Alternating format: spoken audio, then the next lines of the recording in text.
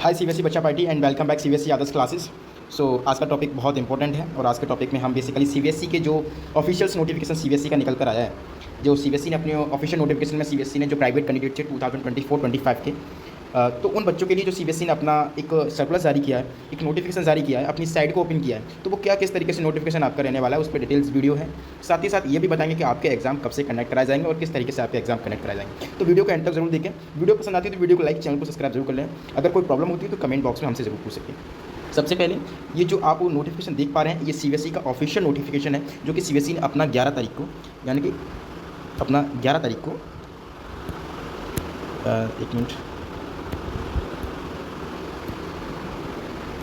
जो कि सीबीएसई ने अपना 11 तारीख को, यानी कि आपका 11 तारीख को 11/9/2024 को अपना ये सर्कुलर जारी किया है। आप स्क्रीन पर देख पा रहे होंगे, central board of secondary education, इस तरीके से आपका रहने वाला है। एक मिनट, थोड़ा सा मैं इसको रेजर ले लूँ और इसको रफ कर दूँ क्योंकि बाई मिस्टेक। हाँ, तो इस तरीके से आपका नोटिफिकेशन रहने वाला है। सीबीएसई कोड प्राइवेट 2025 के बोर्ड के एग्जाम वाले बच्चों के लिए है। साथ ही साथ इसमें नोटिफिकेशन आप देख सकते हैं, submission of examination form by private student of class 10th examination 2025। ठीक है, ये आपका ऑफिशियल नोटिफिकेशन है। इसके बाद सीबीएसई डायरेक्ट आपके डेट शीट रिलीज़ करेगी और डेट शीट रिलीज़ करने के बाद सीबीएसई डेट शीट रिलीज़ करने के बाद आप लोगों के डायरेक्ट एग्जाम कनेक्ट कराएगी। तो ये ऑफिशियल है, आप देख पा रहे होंगे 25 के लिए। अब इसमें कौन कौन से बच्चे पार्टिसिपेट कर सकते हैं, कौन कौन से बच्चे इसमें भाग ले सकते हैं और कौन कौन से बच्चे इस एग्ज़ाम को दे सकते हैं। तो सबसे पहले वो बच्चे दे सकते हैं जिनके एग्ज़ाम में एसेंशियल रिपीट आया था या फिर वो फेल हो गए थे। मान लीजिए एक से ज़्यादा सब्जेक्ट में अगर फेल हो जाते हैं, एक से ज़्यादा सब्जेक्ट में अगर नंबर आपके कम आते हैं, मार्क्स आपके कम आते हैं, तो वहाँ पर आप सीबीएसई अब फेल नहीं लिखता है, आप अब फेल्ड नहीं लिखता है, अब फेल्ड की जगह एसेंशियल रिपीट करके लिखता है। नीचे एसेंशियल रिपीट करके सीबीएसई उसमें लिखता है। ठीक है, तो एसेंशियल रिपीट का मतलब ही फेल होता है, लेकिन थोड़ा और लगता है, इसलिए सीबीएसई ने इसको एसेंशियल रिपीट करके लिख रखा है। ठीक है, तो वो बच्चे अप्लाई कर सकते हैं। सेकंड पॉइंट क्या दिया, सेकंड पॉइंट आपको वो बच्चे अप्लाई कर सकते हैं 23-24 में जिनका कंपार्टमेंट आया था। अब बात हमारी समझें, 23-24 में जिनका कंपार्टमेंट आया था, तो वो बच्चे इसमें पार्टिसिपेट कर सकते हैं। ठीक है, फॉर्म फिलअप कर सकते हैं। थर्ड पॉइंट है student off season 23-24 who win place in compartment in first chance, जिनका 23-24 में फर्स्ट चांस कंपार्टमेंट का हो चुका है और अपना अब कंपार्टमेंट फिर से देना चाहते हैं, तो वो बच्चे सिर्फ और सिर्फ 23-24, इस चीज़ को थोड़ा देखें सही से, 23-24 वाले बच्चे एक बार फिर से अपने कंपार्टमेंट का फॉर्म फिल कर सकते हैं एक प्राइवेट कैंडिडेट के तौर पर। ठीक है, प्राइवेट कैंडिडेट के तौर पर।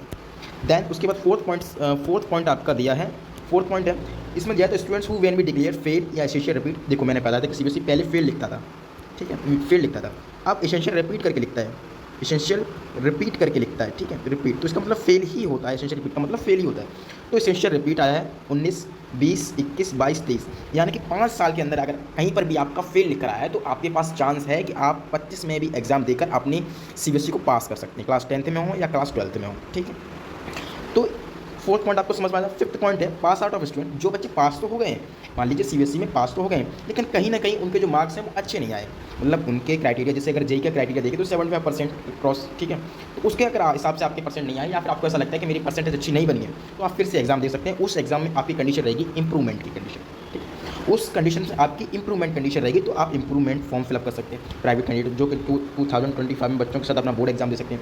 6 पॉइंट आपके लिए रहता है passing of criteria 23-24 who will additional subject को मार्क्स बढ़ाना चाहते हैं आप। ठीक है, तो पास तो हैं 23-24 में, लेकिन एडिशनल सब्जेक्ट में अपने मार्क्स बढ़ाना चाहते हैं, तो वो बच्चे इसमें अप्लाई कर सकते हैं। इतने बच्चे क्राइटेरिया आप अप्लाई कर सकते हैं, बाकी कोई अप्लाई नहीं कर सकता। ठीक है, बाकी कोई अप्लाई नहीं कर सकता, तो इस चीज़ को आप ध्यान में रखकर ही एक बार नोटिफिकेशन को डिटेल से पढ़ेंगे, देन आप फॉर्म फिलअप करेंगे। ठीक है, तभी आप फॉर्म फिलअप करेंगे जब नोटिफिकेशन को अच्छी तरीके से पढ़ लेंगे उसके बाद। ठीक है, ऐसा नहीं कि आप इस नोटिफिकेशन को बिना पढ़े ही फॉर्म फिलअप करेंगे, तो आपकी मिस्टेक रहेगी। उसको थोड़ा सा ऊपर स्क्रॉल करते हैं, तो स्क्रॉल करके ऊपर बता दें आप लोगों को, ये आपका पूरा नोटिफिकेशन रहने वाला है। ठीक, ये आपका पूरा जो कि सीबीएसई नोटिफिकेशन जारी किया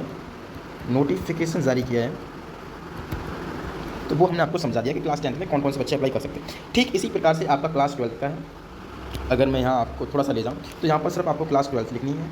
ठीक है, ये डेट है, इसी डेट को उसने रिलीज़ किया है, इस तरीके से सारी क्राइटेरिया आपको उसमें भी है। ठीक है, तो यही आपका क्लास 12th का भी, हालांकि क्लास 12th का मैं अटैच कर दूँगा, हो सकता है पॉसिबल है कि हम वीडियो भी उसके ऊपर बना दें। अगर वीडियो नहीं बना पाते हैं तो आपको इसको नोटिफिकेशन क्लास 12th का भी हम इसमें डायरेक्ट अटैच कर सकते हैं। ठीक है, तो आई होप कि नोटिफिकेशन आपको अच्छी तरीके से बेसिक पसंद आया होगा।